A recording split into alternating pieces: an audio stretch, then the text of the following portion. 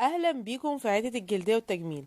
معاكم الدكتورة آية. هتكلم النهاردة عن موضوع اتسألت عنه كتير، هو الإكزيما الدهنية سواء في فروة الشعر او الوجه.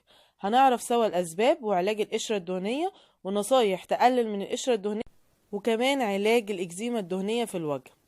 وهتبقى عبارة عن روشتات هتستفادوا منها جدا، ياريت تتابعوني وما تنسوش تعملوا لايك للفيديو. اول حاجة، قشرة الشعر الدهني تعتبر قشرة شعر الراس من المشاكل الشائعة جدا لفروة الراس، وبتحصل نتيجة تراكم خلايا الجلد الميتة على فروة الراس او تراكم الزيوت من الفروة نفسها ويحصل عليها التهاب الجلد الدهني، او بسبب وجود عدوى فطرية اسمها الميلاسيزيا بتتغذى على الدهون وتتكاثر وكمان تنشط، وبتعمل حكة في الفروة وبتزود افراز دهون وتساقط الشعر.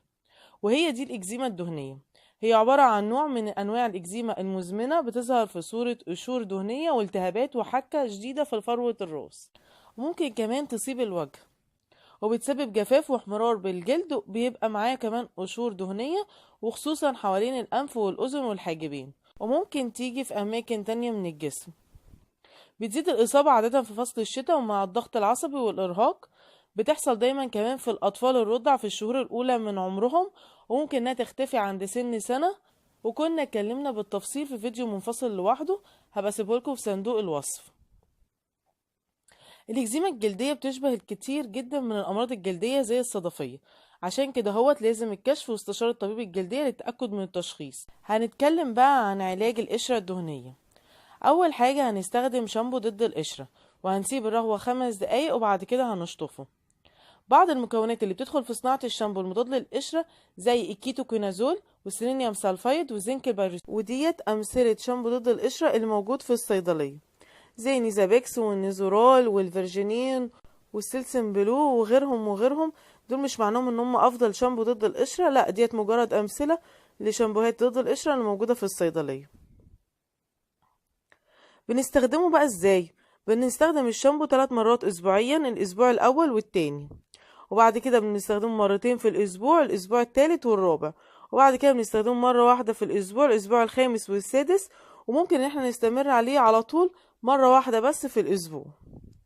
طيب لو في بقى قشرة سميكة والتهاب فروة الراس وحكة وهرش، ممكن ان احنا نحط 10 نقط من دبروساليك لوشن او كريلا لوشن على فروة الراس، وبيتدلكوا وبعد كده يتسابوا مرة واحدة بالليل لمدة 10 ايام. مشكلة شامبوهات ضد القشرة انها بتسبب جفاف للشعر، عشان كده ممكن ان احنا نرطب الشعر بعد الغسيل بالكريم زي زانوكسا كريم او اي كريم انت بتكوني مرتاحة عليه وبتستخدميه.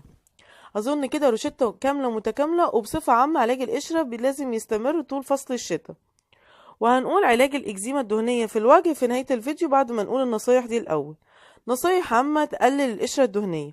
أول حاجة، عدم وضع بلسم الشعر أو السيرم أو الكريمات شديدة الدهنية على فروة الراس، لا، الحاجات دي بتستعمليها على الشعر نفسه وعلى الأطراف عشان تطريه.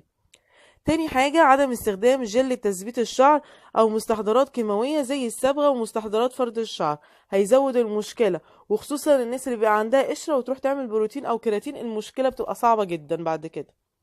تالت حاجة، ان انتي ما تسيبيش شعرك مبلول او تغطيه مباشرة وما تجففوش كويس، ولما تيجي تجففيه جففيه على درجة حرارة متوسطة.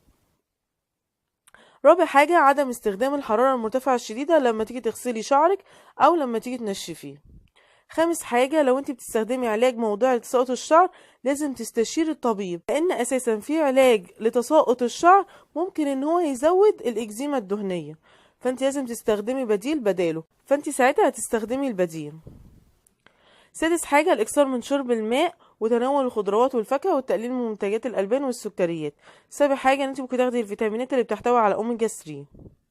هنتكلم بقى عن علاج الإكزيما الدهنية في الوجه.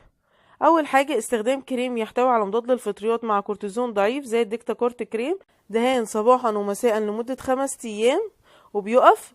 تاني حاجة، لازم استعمال كريمات مرطبة زي فانو كريم. وتالت حاجة، لازم تستخدمي واقي شمس باستمرار عشان نقلل الحاجة لاستعمال الكريمات الطبية. وما تنسوش لو عجبكم الفيديو ياريت تعملوا لايك وشير ليه، ولو لسه ما اشتركتوش في القناة تشتركوا وتفعلوا عشان يوصلكم كل جديد.